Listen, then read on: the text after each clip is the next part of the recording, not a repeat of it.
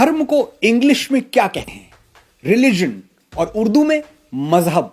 बचपन से हमें यही बताया और पढ़ाया गया है, लेकिन क्या आपको पता है कि धर्म को रिलीजन या मजहब कहना उतना ही गलत है जितना समुद्र को कुआं कह देना? बरसों से जो पढ़ा है वो गलत भी हो सकता है, ये एक्सेप्ट करना थोड़ा मुश्किल है, लेकिन सिर्फ 1 मिनट मुझे ध्यान से सुनिए, आपको धर्म और रिलीजन का फर्क समझ में आ जाएगा। रिलीजन और मजहब का सीधा रिश्ता पूजा पद्धति और एक विशेष ईश्वर से, एक डेजिग्नेटेड गॉड से है।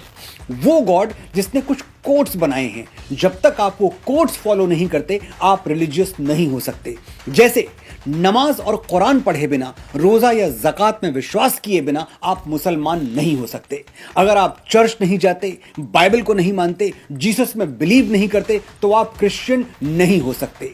यानी इस्लाम और क्रिश्चियनिटी रिलीजन्स हैं, कोड्स पे चलते हैं। जो किताब में लिखा है वो मानो, नहीं माना तो आप रिलीजियस नहीं हैं। और धर्म क्या है? मत मानिए कोई किताब, मत बजाइए किसी मंदिर में घंटी, मत उतारिए किसी देवी देवता की आरती, फिर भी आप धार्मिक हो सकते हैं, क्योंकि फॉलो करने के लिए कोई कोड है ही नहीं, आसमान से कोई किताब उतरी ही नहीं।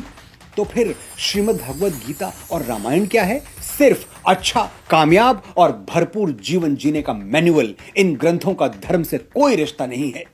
धर्म का मतलब पूजा पद्धति नहीं, जीवन शैली है। It's not a way of worship, it's way of living. धर्म वो यूनिवर्सल लॉ है जो किसी पर भी अप्लाई हो सकता है। इसका कोई लेना देना हिंदू, मुस्लिम, सिख या ईसाई से नहीं है। कोई भी धार्मिक हो सकता है। हमारे मुसलमान और क्रिश्चियन भाई बहन भी धार्मिक हो सकते हैं, लेकिन एक हिंदू रिलीजियस नहीं हो सकता। 1 रूम वाला हवेली में आने का सपना तो देख सकता है, लेकिन हवेली वाला 1 रूम में जाने का सपना क्यों देखेगा? Common sense.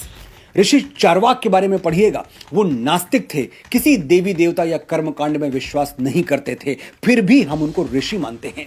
गौतम बुद्ध ने तमाम सनातन परंपराओं को ठुकरा दिया, और सनातन ने क्या किया? उनको 9वां अवतार कह के अपना लिया। ये है धर्म। अगर कोट्स देखे जाते तो हम बुद्ध को भगवान नहीं, शैतान कह देते, लेकिन हम जानते थे कि बुद्ध जैसी भगवत्ता किसी अवतार को ही मिलती है, तो हमने उन्हें भगवान कहा और सर झुका दिया। ये है धर्म। लेकिन धर्म को डिफाइन कैसे करेंगे? सिंपल डेफिनेशन, जैसे मनुस्मृति ने किया है। धृति, क्षमा, दमोस्तेयम, शौचमिंद्रिय निग्रह, धीर विद्या, सत्यम, क्रोधो, दशकम धर्म लक्षणम। धार्मिक होने के लिए 10 क्वालिटीज आप में होनी जरूरी हैं। Patience, forgiveness, suppressing the desires, honesty, purity, control on senses, wisdom, knowledge and anger management. ये 10 मेरिट्स आपके अंदर हैं तो आप धार्मिक हैं। कहीं ये नहीं लिखा कि कौन से मंदिर में जाना है, कौन से व्रत उपवास रखने हैं।